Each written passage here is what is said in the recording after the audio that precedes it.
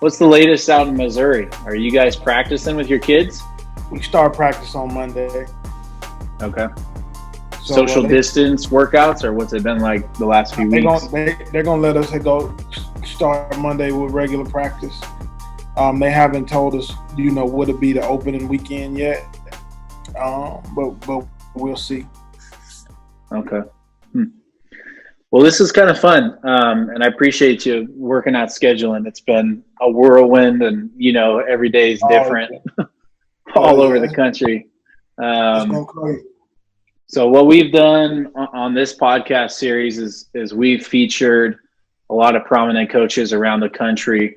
We've highlighted a lot of JUCO guys because that's what our company works with a lot, and then a lot of state champions. So even last week, what we do is raise money for programs. So last week we started with Coach Harriet and St. Thomas Aquinas, and they've raised $50,000 in 4 days since they started their fundraiser, as you could expect with all the big names who've played there in the past. But I think we're double digits now in state champion coaches who've joined the podcast. So that was one of the big reasons, why I wanted to have you on. And then in just kind of viewing your work is what I would say, and what you do for recruiting and parent involvement.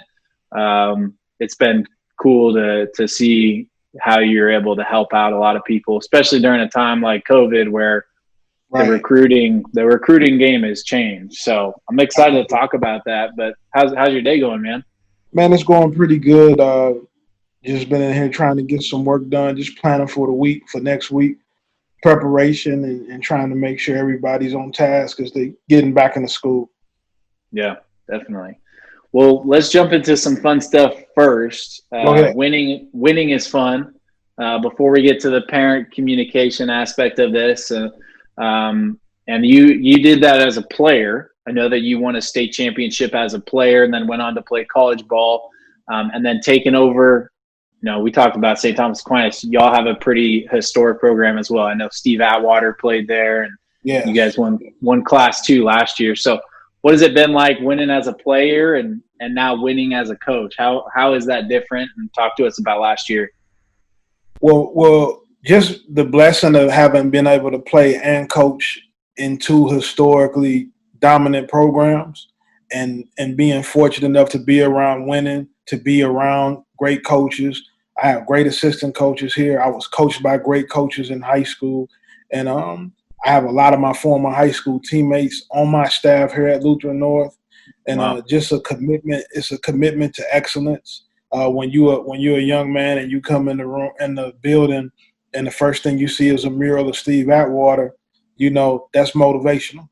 It's motivational. And so winning starts with a commitment to excellence, and doing everything the way you do, the way you go about handling your academics, the way you go about behaving, the way you go about how you conduct yourself in class.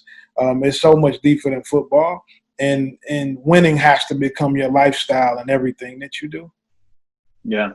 So you have guys from your high school football team who you're coaching with now?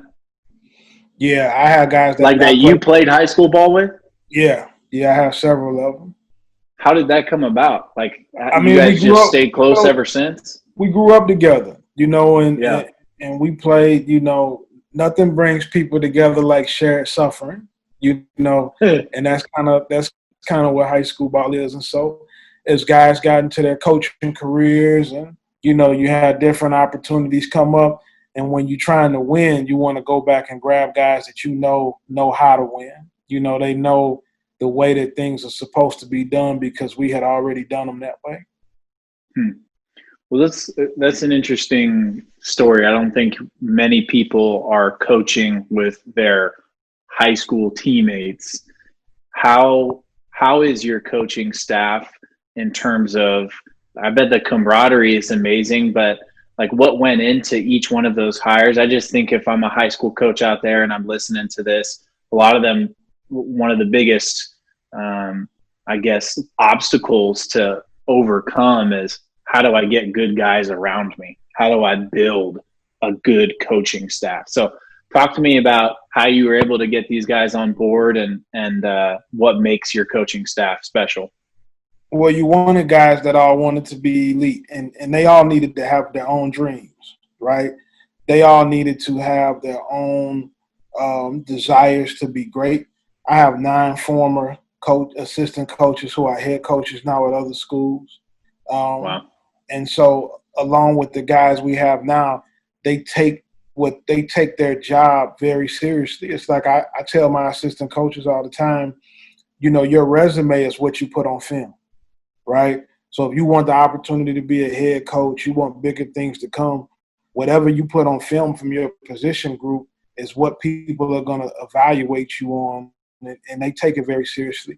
And we've just been really fortunate to have a great group of coaches, guys who are really dedicated to the kids, to their craft, and everybody's consistently working to get better. Yeah. Specifically, like how do you, as a head coach, lead your assistant coaches? Like it sounds like you've clearly had success with guys who were under you, who have moved on and been successful now at your level. How are you able to pour into those guys, and like what specific things do you do to pour into your current staff? Well, number one, you have to be willing to do anything that you ask them to do. That's number one. Number two, you're trying to have an organizational structure so everybody's role is clearly defined. Everybody knows exactly what they're supposed to do every single day. It's highly organized, it's highly detailed. And so you're giving them a plan to follow. And also when they leave, they're leaving with a plan that they know is successful. Yeah. I love that, man. And clearly you've had success, like I said, with that, because I think you've had a number of guys go on and do a great job. So let's get into kind of the meat of our conversation today, which is parent communication. I know that's something that you're passionate about, and we always like when coaches come on the podcast to focus on something that you are passionate about, because we know that passion is going to transmit and translate to other coaches who hear about it. So you started this network, this database where you're able to provide content on recruiting specifically to parents, which I think is interesting because a lot of the information you see out there is directed towards the student athlete first. And you're harping on something that is probably missing, which is why you've had success in this. But how did this concept come about? I would imagine you saw a need for it, but just talk to us about the start of this journey in helping parents and players through the recruiting process. Well, what I tell people all the time, I say this to my coaches, I say it to college coaches when they come in and recruit, kids don't make decisions, parents make decisions, right? And we're kind of in this world where a lot of coaches do not want to deal with parents. They don't want to talk to them. That relationship has kind of become very adversarial. And I'm probably unique because I go the complete opposite way. I've talked to probably 11 parents in my football program this morning. We're either on the phone or we're texting. We're trying to solve problems. To me, it's the parent-coach partnership, right? Like we're in partnership to put the kid in the best possible situation that he can use to be successful. And I think so many things get lost in communication and translation. If the coach and the parent took 5 minutes to have a conversation, then there would be no issues on either side. And I think that it's become kind of very standoffish. I think that when you deal with parents, you maximize your participation. I just think that you have an opportunity to do so much more with your program when you bring parents into the fold instead of kind of trying to ostracize them outside. And you also are going to lessen your problems by educating the parents and letting the parents know, this is how recruiting works. This is why your son isn't playing. This is what's going on from an academic standpoint, because parents also know their kid, right? So if you're in communication with them and you telling them what their kid is doing, it's not going to be something that surprises them because they live with their kid every day. So they know exactly what kind of kid that they have.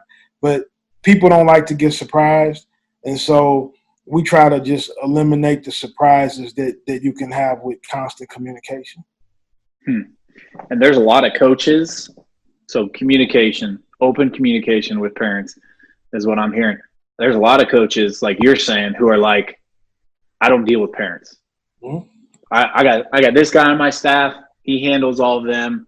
Or I got my athletic director, go see the AD or whatever it is, and they want nothing to do with it. I'm a football coach. I just focus on in between the lines. If you want to know why your kid's not playing, then you talk to them, whatever it is. So I would imagine you've had parents, though, and a lot of coaches do, who have come at you upset with something, right? Something at practice, playing time, kind of those very, consistent and regular, objections that you're used to as a coach. Like, how did you, and especially because you've been doing it a while, at the beginning of your coaching career, how did you handle those objections and those parents who were upset? And have you always been this patient, or what does it look like now? So I'll be honest with you. Like, I don't have any of those kind of issues. I hear other coaches who have things like that, but I don't want to make it sound like it's bliss. But I would say that blissful would be the best way that I would describe my relationship with my parents. I mean, I think that we're one big family, and we don't have many, adversarial type of conversations, because the communication is so regular and it's so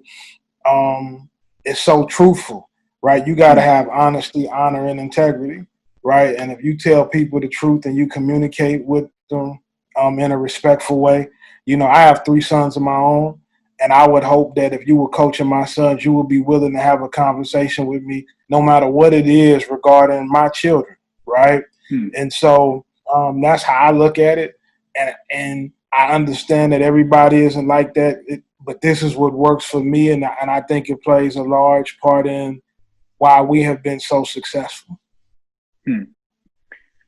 Yeah, blissful, and open, honest conversation. It's really interesting because, again, I think that this is not the case with other coaches. So what I'm hearing is that because you start with that open conversation, that honest, truthful conversation, you kind of eliminate that. Because I would imagine like, it's not like, oh, wherever you've been, you've just had this amazing group of parents. Like, people are people, no matter where they are, any state, right? I'm in California, but I've talked to guys in Texas and Florida and everywhere in between. You're going to have parents who, if you don't set those parameters, could potentially, take advantage, or you give them more of that voice, right? Yeah, you some of it is boundaries, but when people respect each other, you typically don't have to set boundaries. Like, you know what's appropriate and what's not appropriate. We all adults, so we know what's acceptable and what's not acceptable. But you tend to treat people better that you know very well, right? If you know somebody very well, you probably treat them a little better than a guy that you don't know at all.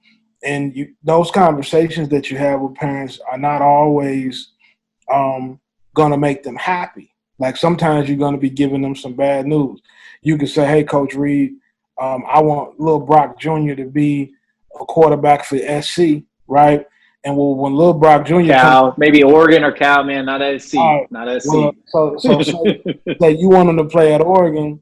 Well, when he comes to my office, he tells me he wants to play the soprano saxophone in the concert band, right?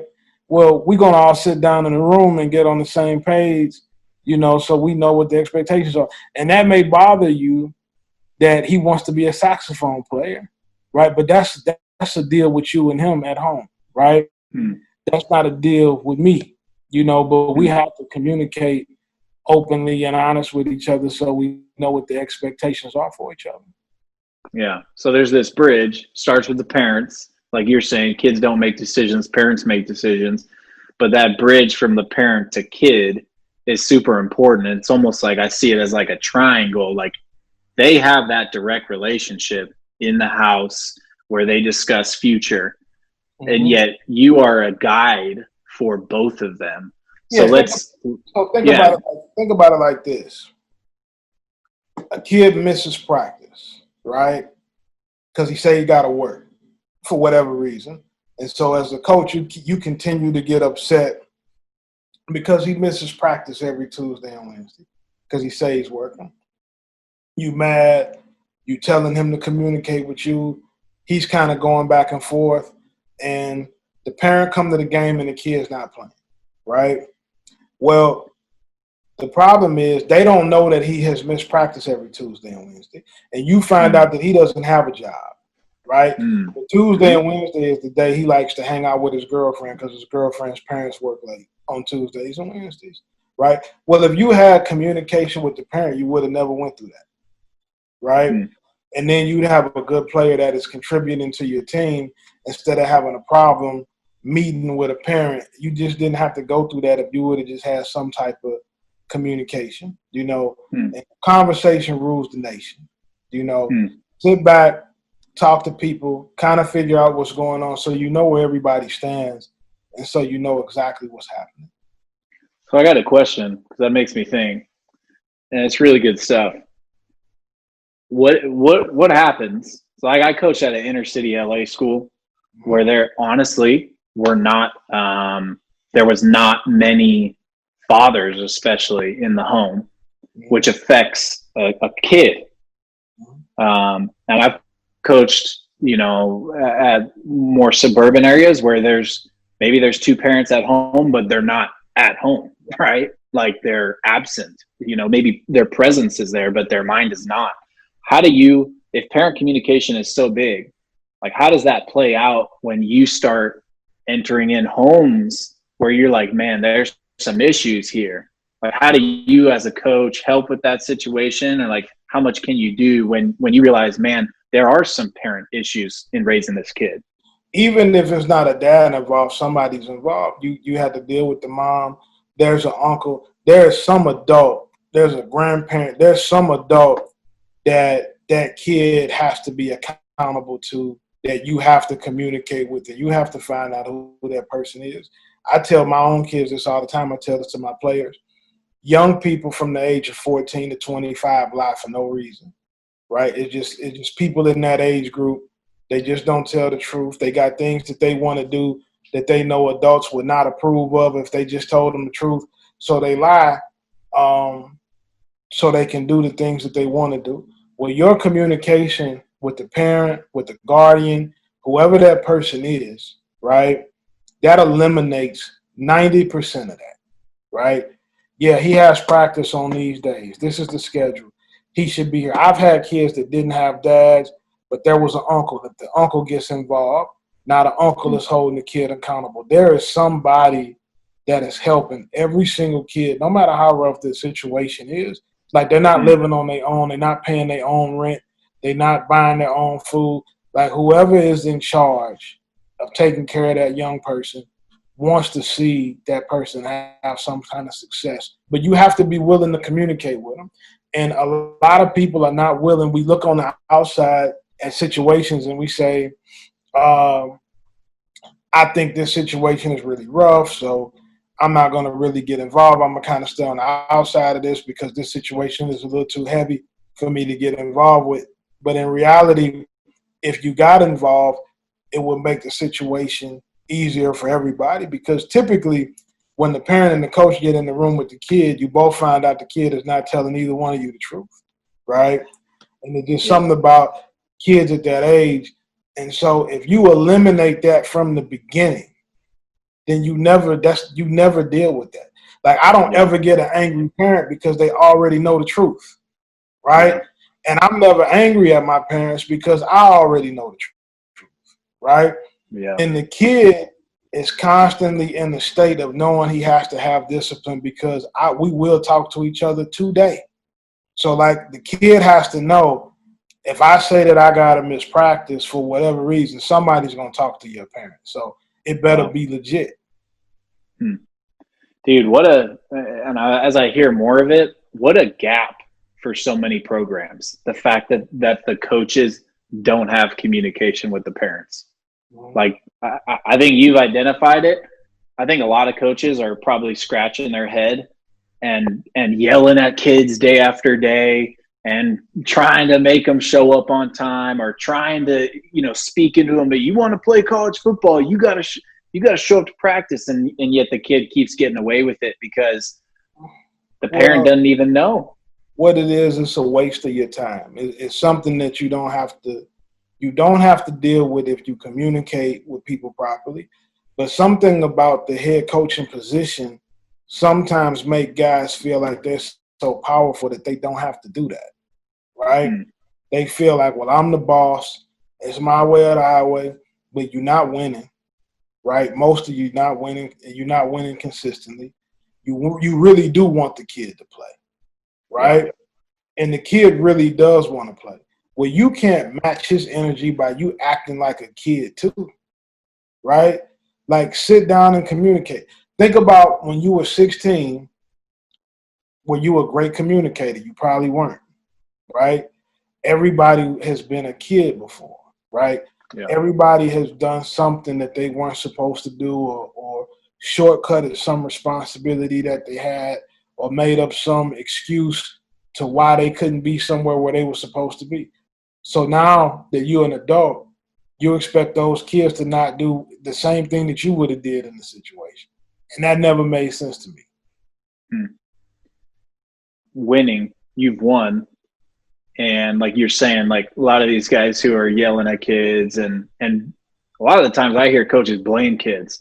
Man, if we just had, I'm sure there are guys who are listening to you who are like, man, well, if we just had his kids, right? That's like the classic coach cop out. Yeah. So other than, there's talent everywhere, but why have you won, and what role has this parent communication played in that? It's probably played the biggest role because my kids don't miss anything.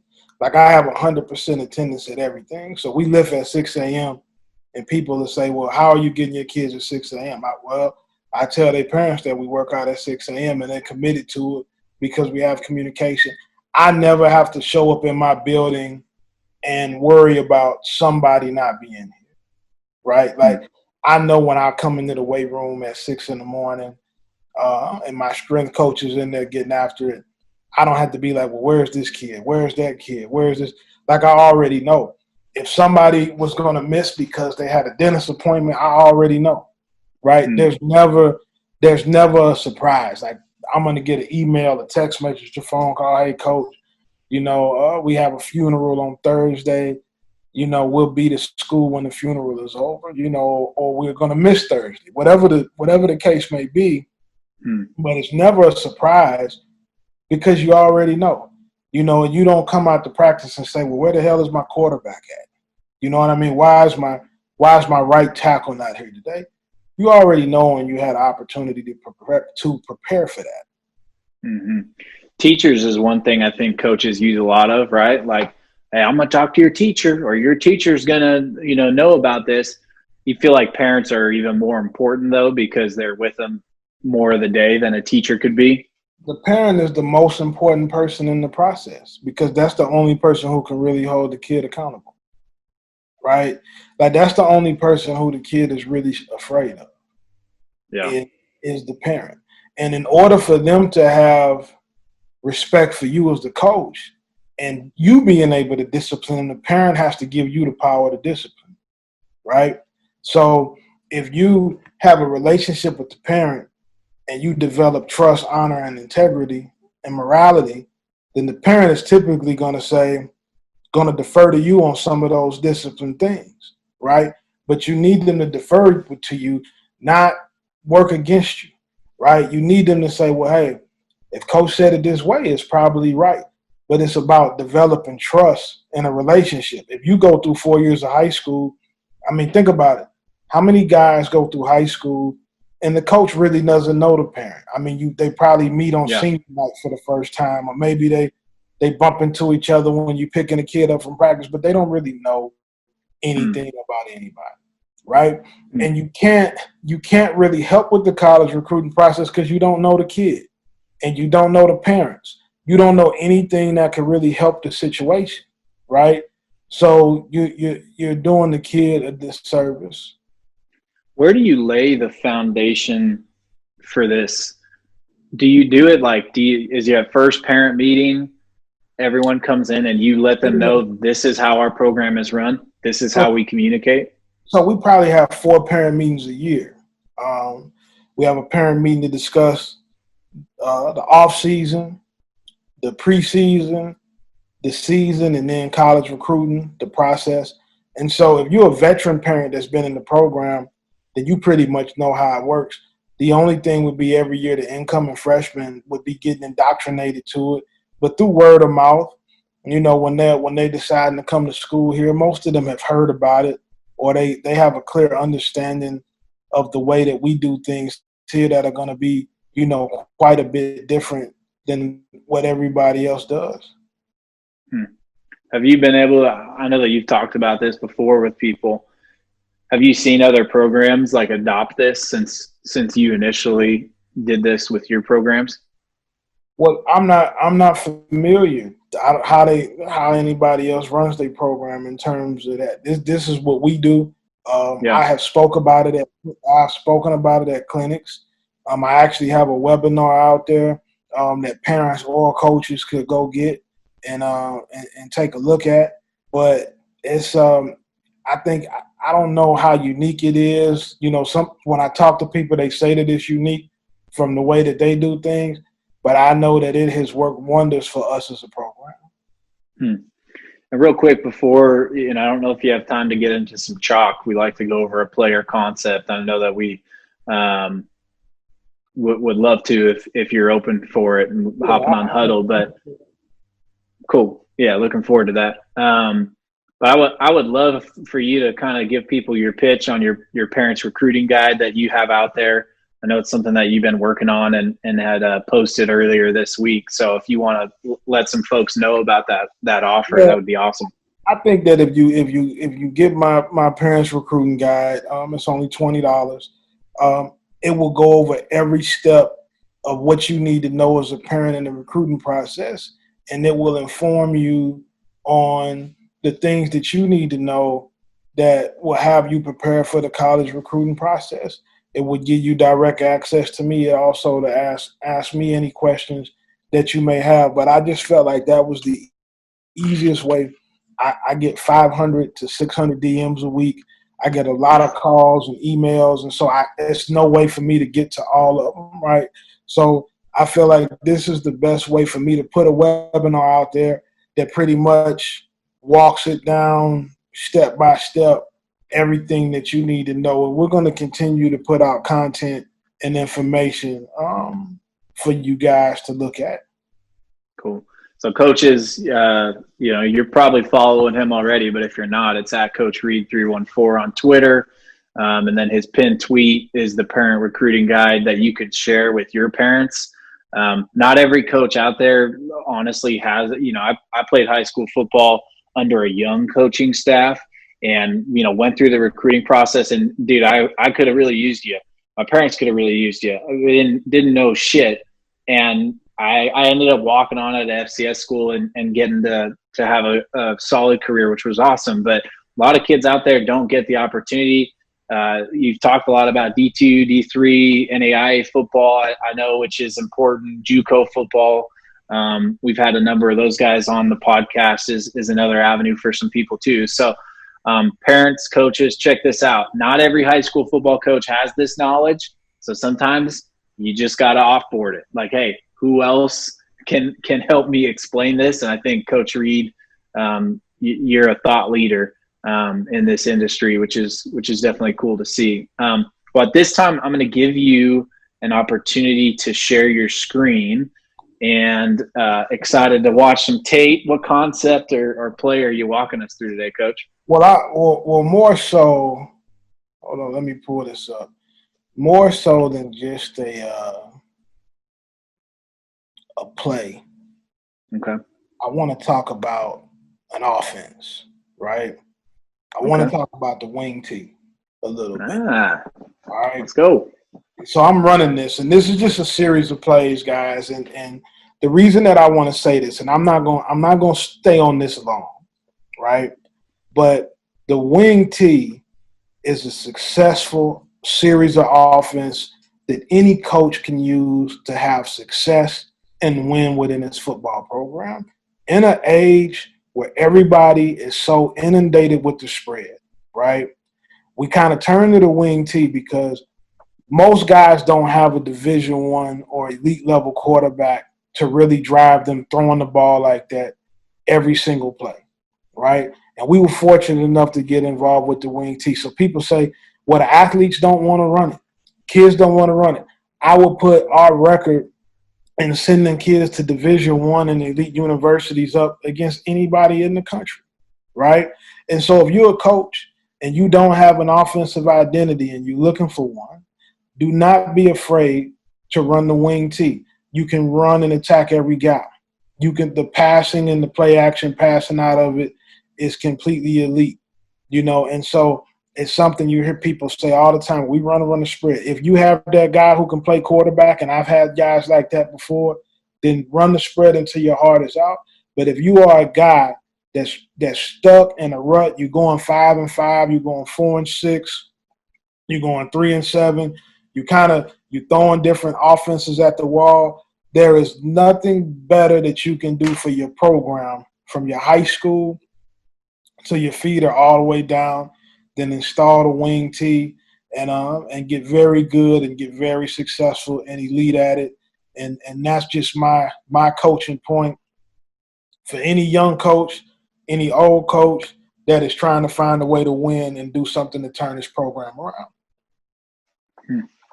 What do you think is the key? Now, I know the wing T well, man. Out here in the Bay Area, Northern California, when I was a senior, 4 teams in our league ran the wing T or a variation of it or, components of it. So, and I'm a D-line guy, and I kind of, as a D-lineman, I kind of like playing offenses like that, and not to in a bad way. I wasn't as athletic, and you put me in space trying to rush the passer, and I wasn't very good. But what do you think is like the number one key? If a coach is like, I want to run it successful. I know there's a lot of components to it. What do you think is the number one key to running a successful wing T offense? Commitment to sticking to it. Okay. While you're installing it, commitment to it. Commitment to the running backs to run through the fakes, to block for each other. We tell our backs all the time, no block, no rock, right? The quarterback being able to hide the ball, the sleight of hand, the misdirection. A good fake can be worth 2 or 3 blocks sometimes, right? We call it ground magic. You know what I mean? When our quarterback turns around, it's just magic. The kids will buy into it. If you buy into it, you can be very, very elite at it. And it's so many things that you can do out of it. And we've been really successful doing it. Another state champion who we're going to be having in the future on the podcast, Pleasant Grove High School down in Texas. They're the 4A state champs last year. They've won 2 out of the last 3 years, and they run the wing T really well too. And I was just talking to their coach this morning because they're starting their campaign with us soon. But well, I appreciate you hopping on, man. I think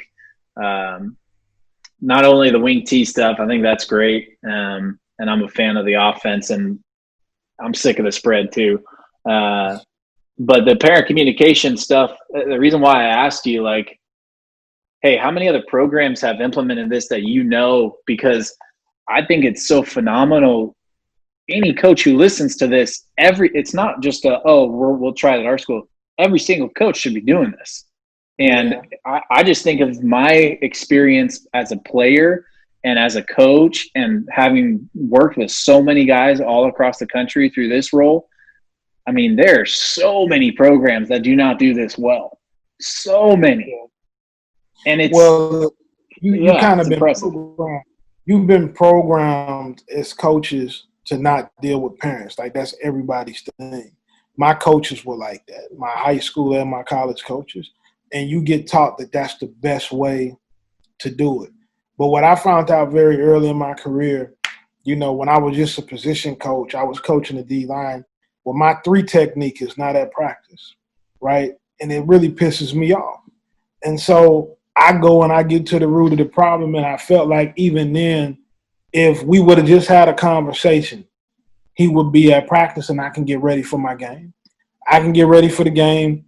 He can be at practice, which is where he needs to be. He can be at school every day, which is where he needs to be. And all we had to do was have a 5-10 minute conversation, and it saved everybody a lot of headaches, right? And so from that point on, it kind of changed my philosophy. And I knew when I was going to become a head coach that that was the way that I was going to do it, and this is what works for us. I think that if you look at any roster that I've coached and close your eyes, you can point to any kid and their parent has my cell phone number in their phone. They don't talk to the assistant coach. They talk to me, right?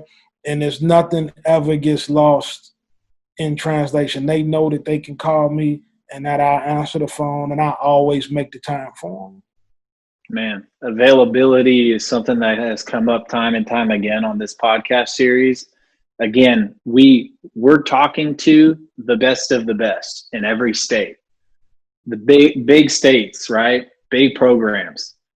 Dudes playing to the next level like your program. And one of the things that really stands out with most of these guys, they're available to their players, to their staff, for you, to your parents. And that is, and hearing about Twitter DMs and all the requests, right? You have a large following. Your availability is impacting a lot of people. And so I would just encourage you with that, man. Like, I was definitely blessed through this time. I might coach high school ball in the future. And I think just that lesson of get more involved with the parents, man. Get more involved with the parents. That's going to help the kids with accountability. That's going to help them in personal life and school. It's going to help them play college football. So I would just encourage you with that, man. You're doing a lot of cool stuff with your program. And I think it's trend setting stuff. Like it's not like, oh, we just run the wing tee. Like you're doing transformative work. And I hope people check out the Parents Recruiting Guide. But thanks so much for hopping on, man, and appreciate your time because I know it's valuable. Thank you. I appreciate you, brother. Thanks for having me on.